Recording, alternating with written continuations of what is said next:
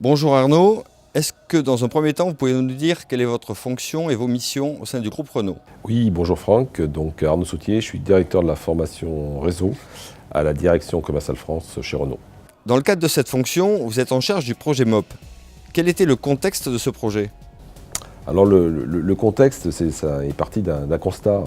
Le constat est de se dire que le produit automobile change, la voiture change, voiture autonome, voiture connectée, les habitudes de consommation des clients changent. Donc il fallait, nous, qu'on se remette en question, que ce soit le constructeur ou le distributeur. Et on s'est dit qu'il fallait qu'on fasse une évaluation des compétences du réseau. Là, le contexte du projet MOP, c'est donc de dire, quoi qu'il en soit, nous devons être dans une phase de rupture de l'approche client. Et cette phase de rupture passait déjà par une évaluation des compétences et dans un deuxième temps, éventuellement revoir les fiches de poste dans le réseau. Quels sont les objectifs de ce projet? Les objectifs, c'est déjà de faire un constat, de savoir où est-ce qu'on en est dans les niveaux de connaissance du réseau, sur du savoir, savoir-faire, savoir-être, sur l'appropriation des méthodes, des produits, des standards des différentes populations du réseau. Ce projet concerne combien de personnes? Il concerne en France en tout 15 000 personnes, un peu plus de 8 000 personnes sur les populations véhicules neufs, véhicules d'occasion et après-vente, et 7 000 personnes sur les populations techniques de cotec à électromécaniciens ou mécaniciens. Quel est l'intérêt de se faire accompagner sur ce type de projet? L'intérêt, il est simple, c'est d'avoir tout simplement une vue extérieure de cabinets ou de sociétés de formation qui nous aident à réfléchir, qui nous aident à se poser les bonnes questions pour être pertinent et ne pas faire que du Renault pour du Renault, mais de s'ouvrir un petit peu au monde extérieur. Et quels sont les bénéfices inattendus que vous avez observés? Alors, les bénéfices inattendus, ils tendent à ce que les personnes en parlent. C'est-à-dire que quand je peux me déplacer dans le réseau, tout le monde me parle de MOP, des évaluations.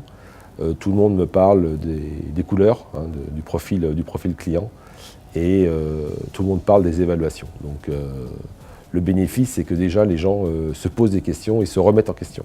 Ça, c'est un bénéfice parce que ça permet vraiment aux gens de se dire que avoir un client dans un showroom, ça devient de plus en plus une chance. Et qu'il faut constamment se remettre en question avec un produit qui évolue très vite et des consommateurs qui aussi changent d'habitude de consommation. Avec votre retour d'expérience, quelles sont les clés de succès pour réussir un tel projet?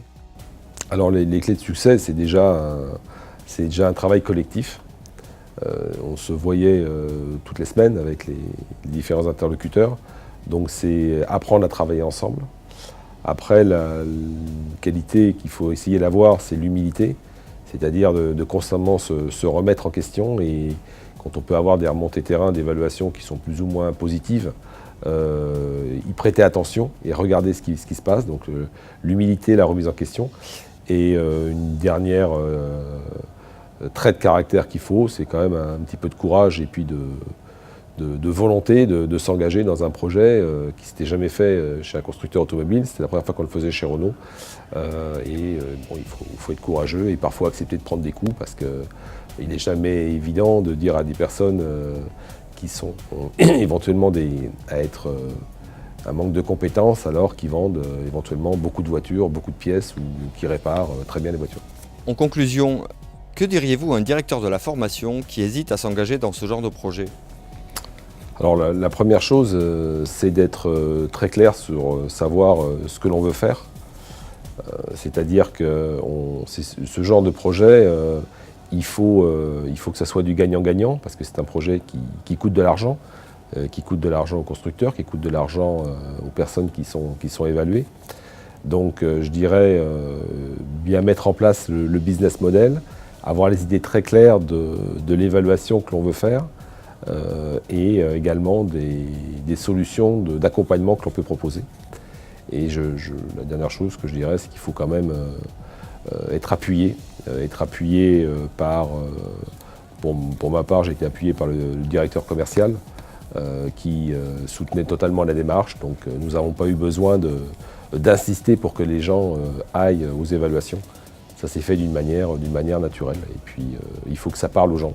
C'est-à-dire que les personnes qui sont évaluées pendant 3 heures, elles se disent au moins j'ai été évalué, mais ce qu'on m'a demandé, ça correspond à mon métier au quotidien. Merci Arnaud. Merci Franck.